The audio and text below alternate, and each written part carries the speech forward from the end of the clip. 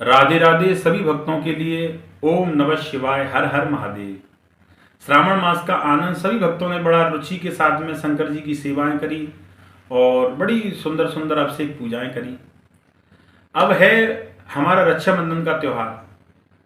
भक्तों के मन में बड़ी विविधा है, इस समय विचलित है मन की रक्षाबंधन हम 11 तारीख का रखें या 12 तारीख का। आप लोग सभी भक्त बिल्कुल मन को विचार न करें, मन को दुखी न करें और आप बड़े धूमधाम से 11 तारीख का रक्षाबंधन मनाएं। अब लोग बाओं के मन में ब्राह्मणों ने बताया है कि साहब भद्रा लग रहा है 11 तारीख को। भद्रा लग रहा है, लेकिन भद्रा पाताल में लग रहा है, यहां नहीं है।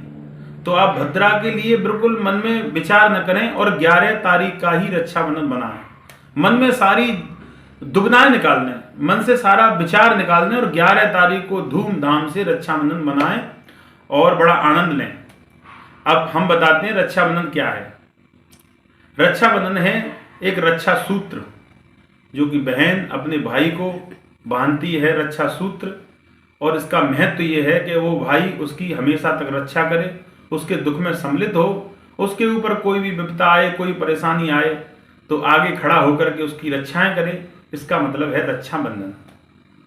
रक्षाबंधन कब बनाया गया, मैं सूक्ष्म में आपको बता रहा हूं कि राजा बल को जब भगवान वामन भगवान गए, आपने कथा सुनी होगी, हम लोग भागवत में सुनाते हैं।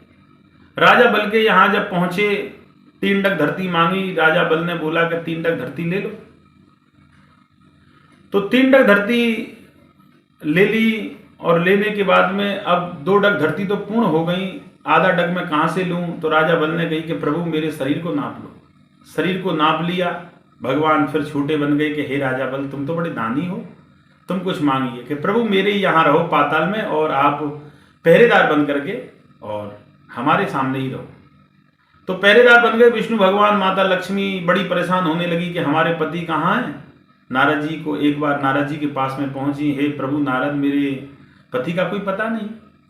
नारद जी ने बताया कि राजा बल के यहाँ और कर रहे हैं, पहरा लगा रहे हैं पाताल में। अब मैं क्या करूं कि आप रक्षाबंधन को राखी बांध दीजिए और मांग लीजिए अपने पति को। तो जाकर के राजा बल के राखी बांधी और कही कि मेरे पति को दे दीजिए।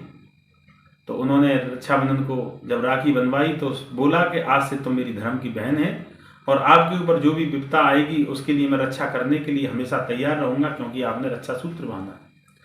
एक तो आपने कथा इसको सुना। द्वितीय कथा, जब पांडवों ने राशि यज्ञ करी तो शिशुपाल और दंतवक्र जब भगवान से गाली देने लगे तो भगवान ने चक्र स्वयं का ध्यान करके उनके दोनों के शीश काट दिए। और चक्र जब वापस लौटा तो द्रौपदी ने क्या देखा कि उनकी उंगली में और थोड़ा सा आ गया रक्त, खून आ गया। तो उन्होंने अपनी धोती के पल्लू को बांधा खोल करके और उनकी उंगली से बांध दिया। और जब उनकी उंगली से बांध दिया तो भगवान ने वहां संकल्प लिया कि आज आपने मेरे हाथ में अपनी साड़ी का वस्त्र लेकर के बांधा है, मैं हमेशा आपकी रक्षा करूंगा। आपने रक्षा सूत्र मेरे बांध दिया। तो देखो, जब द्रौपदी की लाज और उड़ने लगी, सभी हंसने लगे, उसके चीर को खींचने लगे, तो भगवान ने उस समय रक्षा करी। और भगवान ने इतनी और साड़ी बढ़ाते गए बढ़ाते गए बढ़ाते गए और द्रौपदी की लज्जा को बचाया। मेरा सभी भाइयों से कहना है, जो भी राखी बनवाते हैं, राखी का मतलब है रक्षा सूत्र। राखी का मतलब है बहन के मन में यह संकल्प धारण करना कि हे बहन, आप चिंतित न हो, आपके हमेशा दुख में आपका भाई खड़ा है। आपके ऊपर जब भी परेशानी आएगी तो आप याद करना, आपका भाई दिन रात जब भी आप याद करोगे आपके पास में पहुंचेगा। और अपनी श्वास रहते हुए, जब तक मेरे अंदर श्वास रहेगी, जब तक आपकी लज्जा को कभी नीचा नहीं होने देगा, आपका कभी अपमान नहीं होने देगा। ये भाई जब रक्षा सूत्र जब बहन बांधती है तो ये संकल्प लेता है। तो हे मेरे भाइयों, जो भी भाई मेरे हैं उनकी बहन उनकी राखी बांधती हैं तो उस समय आप संकल्प ले लें कि इस बहन की लाज मेरे हाथ में है।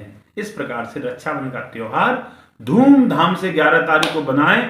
कोई मन में संख्या न करें, भद्रा की बिल्कुल चिंता न करें। भद्रा पाताल में है, हमारे यहाँ नहीं है। धूमधाम से 11 तारीख का रक्षाबंधन बनाएं और प्रभु से कृपा करें कि हमारे भाइयों के अंदर बल आए, हमारे भाइयों के अंदर शक्ति आए और हमारी रक्षा करें। और भाई भी बहन के लिए हमेशा यही ध्यान रहें कि जब भी हमारी बहन के ऊपर कोई भी आफत आए हम तत्काल वहाँ रहें। ऐसा दोनों मन के अंदर संकल्प करें। ये प्रेम का संबंध है, ये दोनों परिवारों को जोड़ने का एक संबंध है। इस त्यौहार में धूमधाम से सभी और परमात्मा का स्मरण करें। इस वीडियो को ज़्यादा से ज़्यादा देखें और इससे ज्ञान लें। राधे राधे, हर हर महादेव, शंभू कैलाशपति।